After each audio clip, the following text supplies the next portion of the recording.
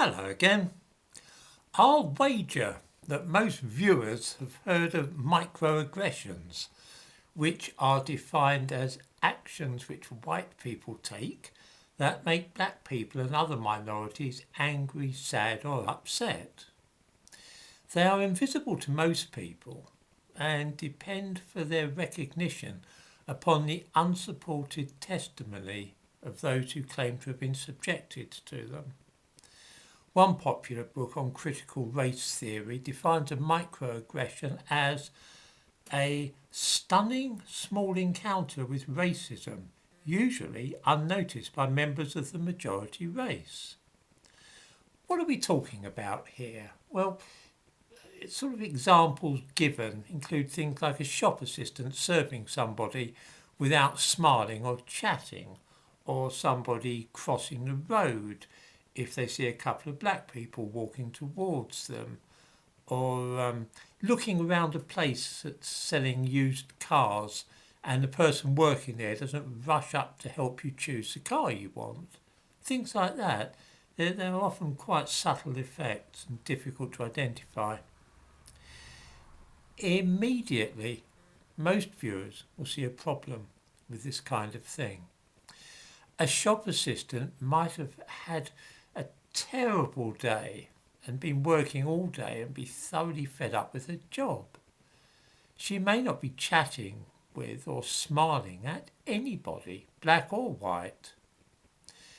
Somebody crossing the road might be a lone woman who avoids all encounters with groups of men. Perhaps she does it particularly at night.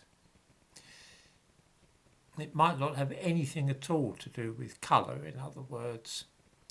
Then too, there is the fact that we are all of us, black and white, different. I'm not a chatty person, nor am I given to smiling at strangers. I've worked in a shop and I've seldom engaged in small talk. How do we know that this kind of thing is racism? That is to say that being served by a taciturn and straight-faced person in a shop happens more to black people than it does to those of us who are white. Well, we could carry out some surveys and experiments and send black and white people into shops and film the reactions they get. I can think of quite a few things that we could do to try and check up on this. However, we come up at once against two other key components of critical race theory. The whole business about microaggressions, of course, comes from critical race theory. One of these other parts of the critical race theory is that black people just know when they are victims of racism.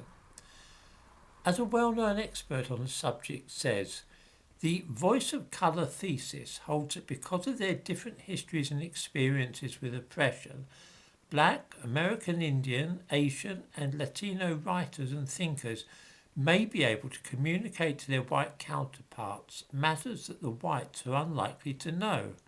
Minority status, in other words, brings with it a presumed competence to speak about race and racism. A presumed competence. That actually means that a black person has pretty well a monopoly on identifying racism and microaggressions, something which is not granted to white people. In other words, the very act of questioning something which a black person says on this topic can itself be seen as an act of aggression. There is an assumption that all black people can recognise racism and identify it in operation in a way which white people cannot. This must simply be accepted.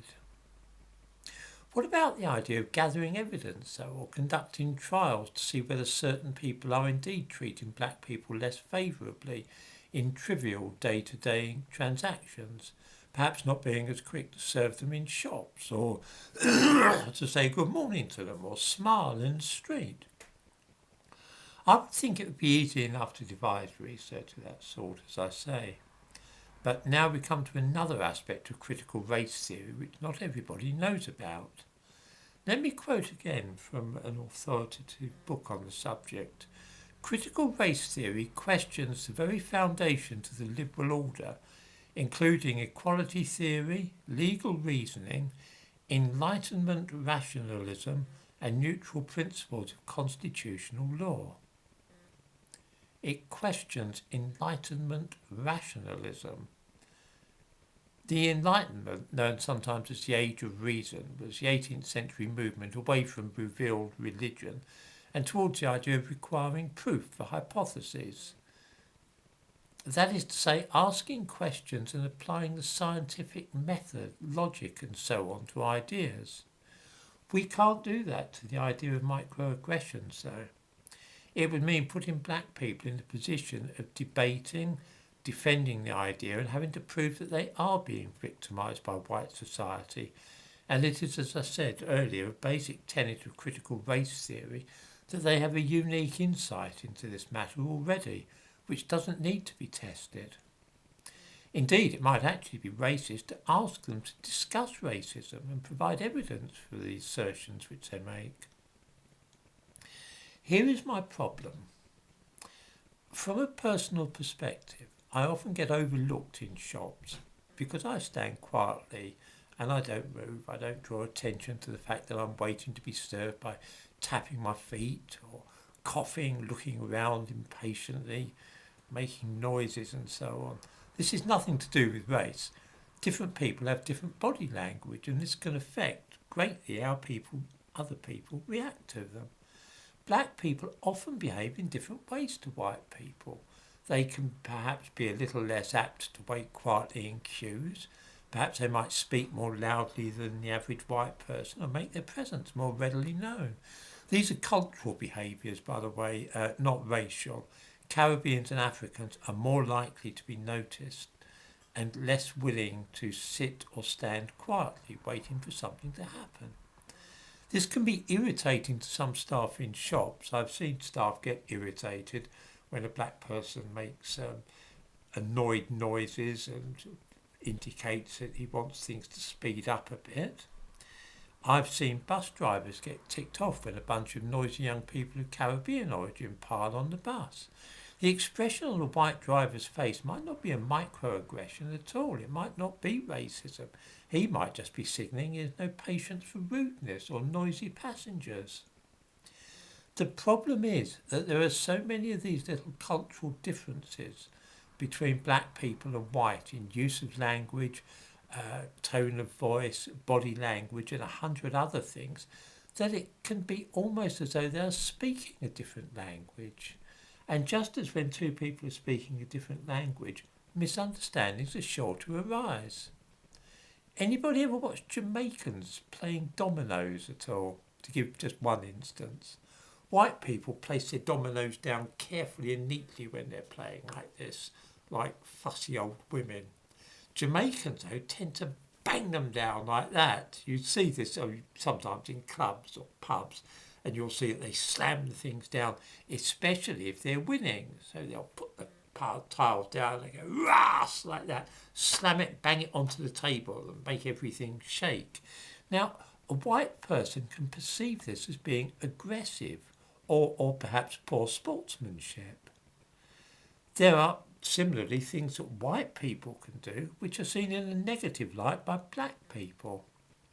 To try and portray all these minor misunderstandings and confusion as an indication of a racist society is absurd. To suggest you can't even talk about the idea or ask for evidence when an accusation of racism is made sets a terrible precedent. Before making broad assertions and accusing people of racial prejudice, we need to think very carefully about what we are doing.